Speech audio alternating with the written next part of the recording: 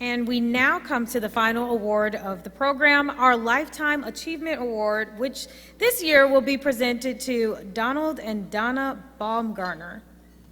Donald and his father founded a company in 1951 that became known as Paper Machinery Corp., making machines that produce paper cups. Among many civic contributions, Donald Baumgartner is past president of the Milwaukee Art Museum's Board of Trustees and was instrumental in bringing the Santiago Calatrava edition to fruition at the Milwaukee Art Museum. As chair of the museum's building committee during that time, Baumgartner worked personally with Calatrava during the construction process. Donald and Donna Baumgartner are also longtime supporters of the Milwaukee Ballet, giving $10 million for construction of its headquarters in the historic Third Ward.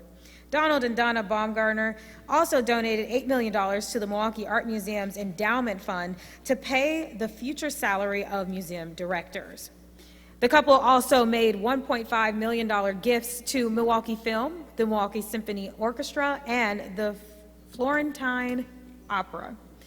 They also made a $1 million contribution for the renovation of Uihlein Hall at the Marcus Performing Arts Center. In recognition for their generous support of the arts in Milwaukee, BizTimes Media is pleased to present our 2024 Nonprofit Excellence Lifetime Achievement Award to Donald and Donna Baumgartner.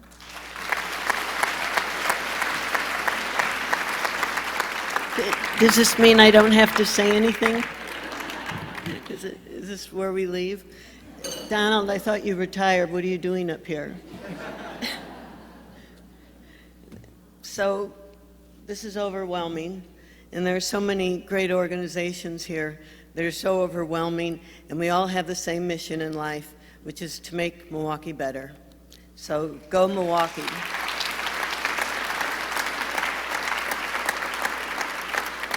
I have to thank the BizTimes for this recognition and everybody who's here today that came out. Thank you. Donald and I are very honored to accept the award. This award tells us that the BizTimes recognizes the importance and value that the arts have to Milwaukee. Thank you for that. Philanthropy is contagious. A dear friend who is here today opened my eyes when on her 40th birthday, she announced that she was sponsoring a ballet. She planted a seed.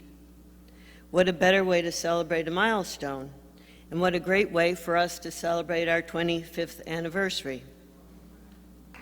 We're now on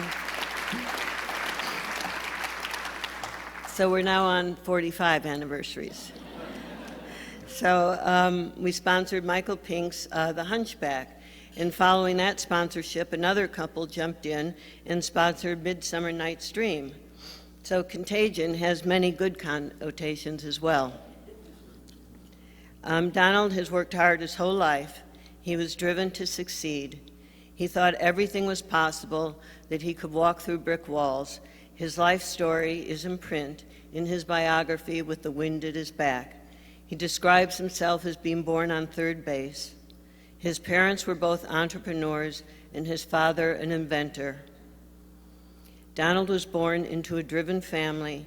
It is easy to measure success financially, but success also lies in the depth of community impact. Donald is a man of vision. His energetic support of large-scale, city-changing projects like the Calatrava edition at the Milwaukee Art Museum is a testament to the belief in Milwaukee's potential to accomplish big things, and a testament to his unflinching willingness to face down inevitable headwinds. Despite the challenges of the increasing budget overruns, Donald held fast to Calatrava's vision. There will be no compromises.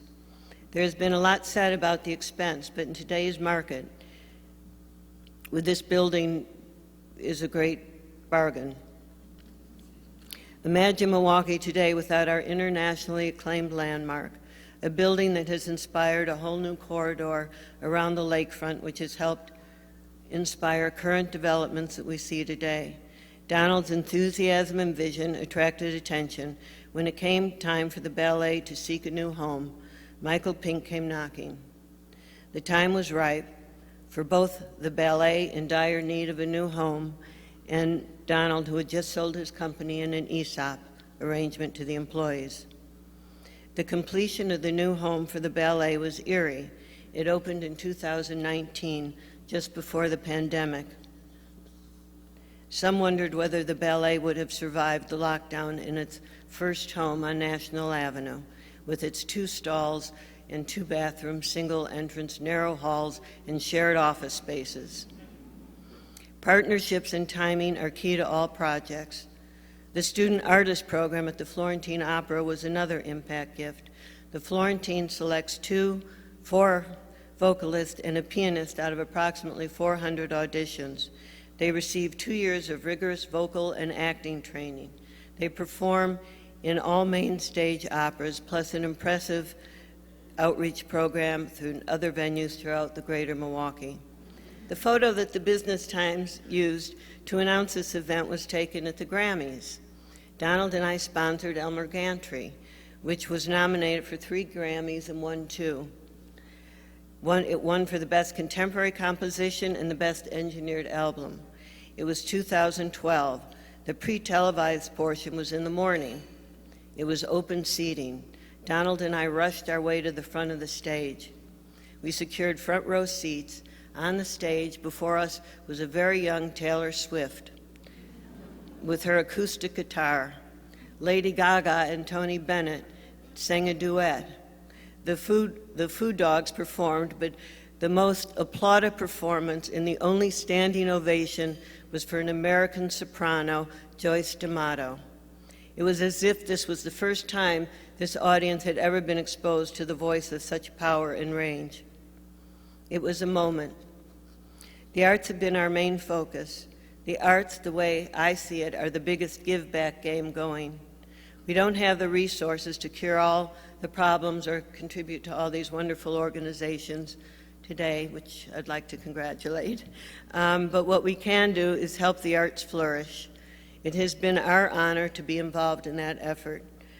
Our support helps with attracting a high level of talent, leadership, and artistic vision. The arts cover many bases.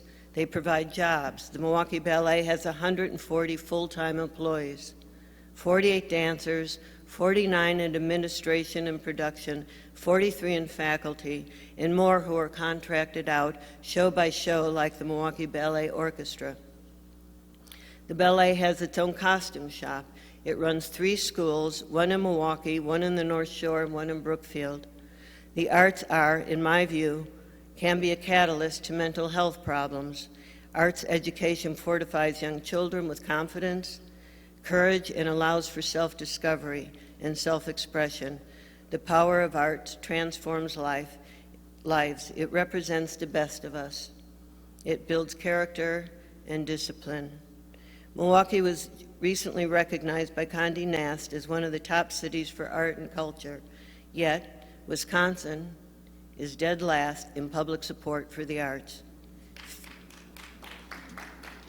50 out of 50 states, dead last in the nation. How did we get here? There's no government funding to speak of. Corporate funding is at a record low. One would think having a nationally recognized art museum, a nationally recognized ballet company, a 90-year-old Florentine opera company, the Milwaukee Symphony, the Milwaukee Repertory Theater would be bragging rights for companies wanting to attract and retain employees to live and raise their families in this community with such outstanding offerings. For a small city, we punch above our weight. We have sports, award-winning restaurants, great health care, up to 12 universities and colleges, and we have great arts, but we need custodians of our arts, institutions for the future generations. So here's my pitch. The United Performing Arts Fund, known as UPAF, is funding a $3 million campaign right now until August 31st. UPAF is the major funder of the arts in Milwaukee. The Milwaukee Ballet, Florentine Opera, First Stage Theater, Skylight Theater, and the Milwaukee Symphony Orchestra and others are very dependent on these funds that they raise. The Marcus Center is working on plans to renovate the 1966 Harry Weiss building to elevate the theater-going experience. The Marcus Center was working on such design plans for renovation when COVID struck.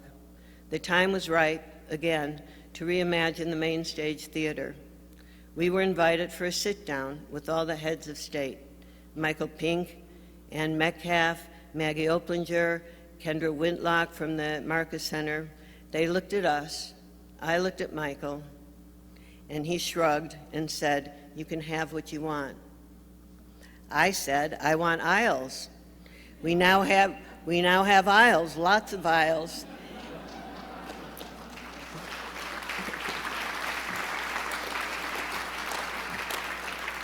And we have lots of handicap seating.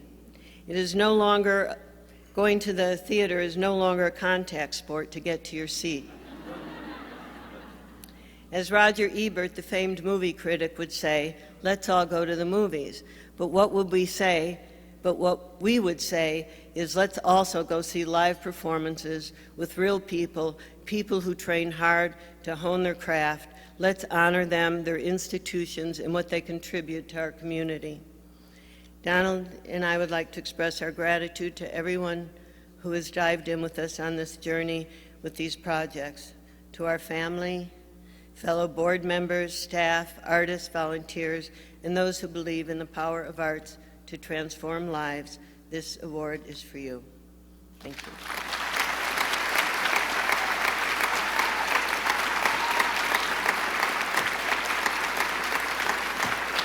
Thanks to the Baumgartners and for all that they do, we have a brief special performance from the Florentine Opera.